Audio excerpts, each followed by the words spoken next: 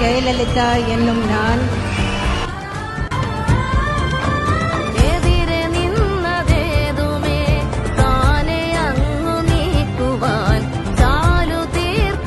உணவகங்கள், அம்மா உப்பு, அம்மா சிமெண்ட், அம்மா மருந்தகங்கள், இது போன்ற திட்டங்கள் எல்லாம் வரும் என்று நீங்கள் எதிர்பார்த்தீர்களா?